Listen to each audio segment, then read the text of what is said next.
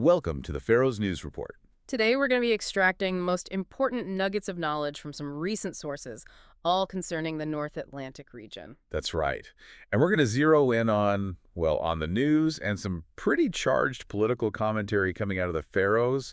We have a lot to get through. We do. First, we'll run through the news headlines. We have Minister decries Danish island games funding. Then, political defection over abortion legislation. Followed by threats against Faroese legislators over abortion vote. And after that, the burden of discharged patients in Faroe hospitals. And finally, for the news, screen time and childhood education concerns. Okay, and then we'll pivot to the opinion pieces. Yeah, two big ones here. First, a VP opinion piece on pragmatism in Russian sanctions policy. And then a reader's letter on Israel, Christendom, and the Islamic conflict. All right, let's kick off with a news report. First up, we have a story that really highlights that classic tension between Tórshavn and Copenhagen. It does. It starts with a seemingly small grant that just ignited a huge debate. So what happened exactly? Okay, so the core fact is this. The Danish parliament, the Folketinget, they approved 2.5 million Danish kroner. And this was to fund the 2027 Island Games. The Øyjalikerner. Exactly. It was part of a much larger agreement, about 30 million DKK, aimed at strengthening knowledge about the realm.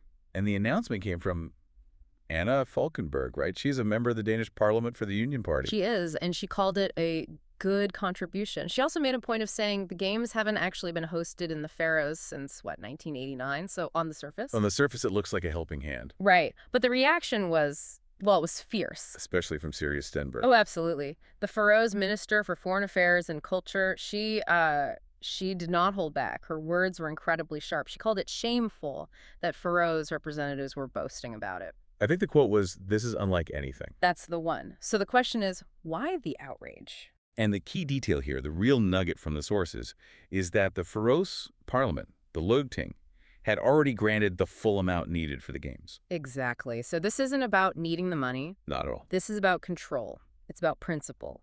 Stenberg's argument is that culture policy is a domestic Faroese matter, period. So taking money from Denmark for something you've already paid for yourself. It's seen as undermining your own authority. It sends the wrong message. Her final quote really summed it up. Everything cannot be for sale. And it wasn't just her. The mayor of Runavíkar Kommunu, Torbjørn Jacobsen, he reportedly agreed with her position. It just shows you how even, small financial gestures can become these huge symbolic battlegrounds. Okay, so from external pressures, we turn to a major split happening at home. This is about the political fallout from the recent abortion vote. A really big one. The Løgting recently adopted a proposal for free abortion-fria fødselsdagsuke. And the sources are clear that this only passed because of a couple of votes from members of the Sambandsflokken party. That's the crucial point. Oh. And it immediately triggered a defection. Salma Honey Longberg. Yep. He announced he was leaving Sambandsflokken right away to join Miðflokken, the more conservative party. And this wasn't a slow decision, was it? It was immediate. Instant. And his reasoning was entirely ideological. He said his core value is that life is sacred, from conception to the grave. So for him, it was impossible to stay in the party that he blamed for getting the law passed. Exactly. It just shows the fundamental values that were at stake in that vote. But that intensity then spilled over into something much more dangerous. It did. After the vote, several of the legislators who voted for the new law, they started receiving threats on social media. And these weren't vague. Yeah. The content was deeply alarming. Yeah, the source cites one specific threat, which was, "It is just to kill a child murderer." That's incredibly direct. It is, and it just immediately shifts the whole thing from a policy debate into a question of personal safety. So how did the police respond? With greatest seriousness, as you'd expect. They investigated, and they determined all the threats came from the same person. Just one individual. One person, a non-Faroese resident in Denmark who is described as having mental challenges. But the police response went further than just identifying the person. Right, yeah. They contacted the political parties to make sure every single message like this gets logged. It was about protecting the democratic process itself, protecting free speech from this kind of violent rhetoric. And one of the politicians who got a threat, Bjarni Kjærsen Petersen, he spoke out about it. He did. He called it an indirect threat to life. And he made a broader point about public debate. Right, he urged people to argue with arguments, not to dehumanize their opponents. Because, as he put it, that kind of language can influence weak souls to commit actual violence. It's a really important warning. Okay, shifting gears now from the legislature to public welfare, there's a critical issue straining the Faroese hospital system. Yes, the problem of fully treated patients who are stuck in hospital beds. They can't be discharged. This all came to light through a written inquiry from MP Johannes Johnson. Right, he put the question to Margit Stora, the Minister of Social and Health Affairs. He wanted to know about these patients designated as Iiru Frisker fully treated. So medically, they're fine to leave. Medically, yes. The problem is they're mostly elderly, over 67, and they need daily care or nursing. They're helpless. And they can't go home because the support isn't there. Exactly. There aren't adequate care options at the municipal level. No home help, no relief services, not enough elder housing. So Johnson's inquiry was trying to get hard data on this. Yeah, he asked for the total number of patients stuck like this, and crucially, the cost to the hospital system for, essentially housing them. But he also asked some pretty pointed policy questions. He did. He wanted to know who's actually responsible here. Is it the central government, the land running the hospitals, or is it the municipalities, the kommunur, who are supposed to be providing elder care? That's the core of the issue. It is. And he also asked if there were plans to start charging for these beds, and if there was any kind of joint strategy to solve the problem. What stands out to me is that Johnson himself provided the context. He noted that even though municipalities have made some investments, it seems like many have failed to invest enough in home help and housing. Which means the central government is left holding the bag. Exactly. It's a classic system breakdown. A failure in one part of the system creates a huge bottleneck in another. Our final news item touches on a global concern, but through the lens of a very local initiative. We're talking about screen time and kids. Right. This comes from Vagskula, where the headmaster, John Henrik Holm, did something pretty proactive. He announced an agreement with the parents of children in 1st through 3rd grade. What's the agreement? It's simple. Those kids will not have smartphones, not at school and not at home, for their entire time in primary school. Wow. That's a bold move. It is, and it's a direct response to what the sources call a TikTok brain. A TikTok brain. That's a very vivid term. It really is. It gets at that problem of short concentration spans that comes from too much screen use. And the headmaster, Holm, he connected this local action to a much bigger trend. He did. He pointed to neighboring countries where schools are basically crying for help because kids are showing up not school-ready. Meaning teachers are spending more time on social issues and well-being than on, actual instruction. Precisely. And the sources bring up the Danish context to back this up. It's reported that 40% of new teachers in Denmark quit within 5 years. 40%, that's a crisis. It's a huge number, and it's blamed on falling well-being and rising unrest in the classroom. It's gotten so bad, the Danish government is talking about giving schools more power to punish or even expel students for up to 50 days. It really paints a picture of how much the classroom environment is changing. It does, and when you look at the Faroese data Holm cited, you see why he's so concerned. I remember seeing that. From a screen-free week, it showed people spend 40% less time with other people than they did a decade ago. And here's the number that really sticks with you. In the Faroes, 18 to 24-year-olds are averaging 8 hours of screen time a day. 8 hours. 8 hours. If you Yeah. project that out, it's the equivalent of 22 full years of their life spent looking at a screen. Would you put it like that? Yeah. Yeah, you can see why a school would want to take drastic action. Hmm. Okay, we're now moving into the opinion section, and we're starting with a really significant editorial from VP on the government's policy towards Russian sanctions. Right. And to understand this, you need the context. The Lungching recently gave the government, specifically Minister Sirið Stenberg, the authority to implement measures against Russian ships. Things like restricting their access to the port in Tórshavn. Exactly. Which, of course, puts the government in a very difficult spot.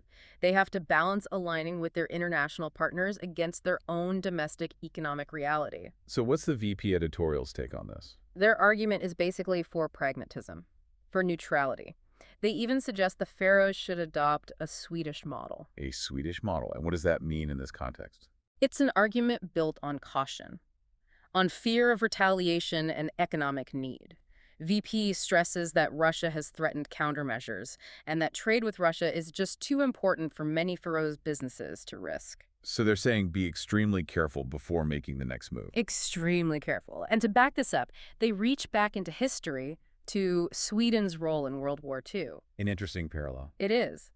The editorial argues that Sweden traded heavily with Germany, selling them iron ore, and even let German troops pass through its territory. And the editorial's conclusion is that Sweden came out of the war far better than its neighbors. Exactly.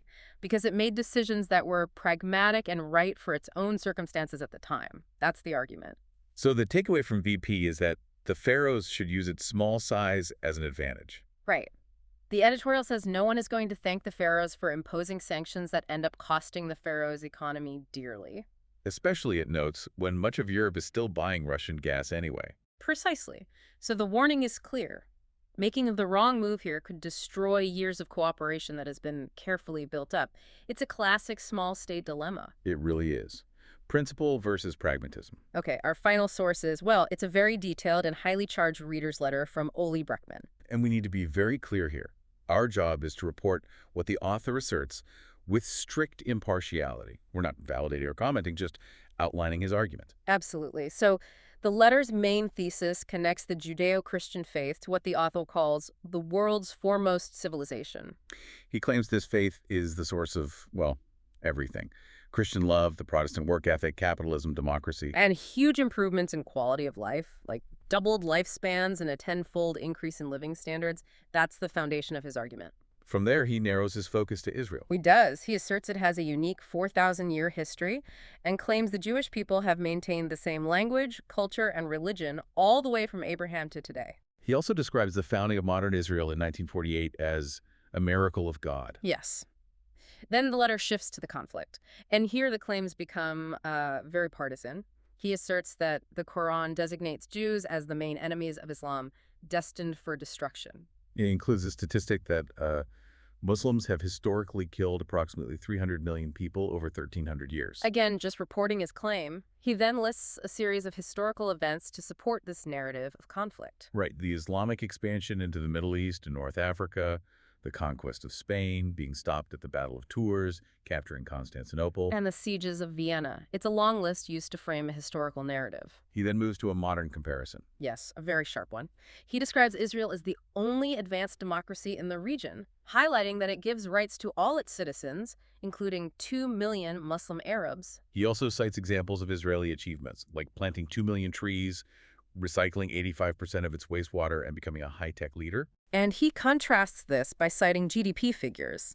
He claims Israel's is $55,000 per capita versus just $6,000 in neighboring lands. The letter then makes another statistical claim, this time about Nobel Prizes. It does. It asserts that 13 million Jews, which is 0.2% of the world's population, have won over 200 prizes, or 22% of the total. And he compares that to 1.3 billion Muslims, or 23% of the population, having won 11 prizes, which is 0.2% of the total. The author then ends the letter with a direct warning to the West. He notes Europe is now home to 30 million Muslims and urges Europe to defend itself in the same way he says Israel does. Yes. The letter warns that if Europe fails to do so, it risks the same fate as Israel's enemies, whose destruction, the author asserts, came because they cursed Israel and the Jewish people. So taken together, this whole collection of sources really shows a community navigating all these modern strains and global pressures. It does, whether it's fighting for cultural independence, struggling with digital distraction, or agonizing over how to handle something like Russian sanctions. It really leaves you with a powerful thought to consider.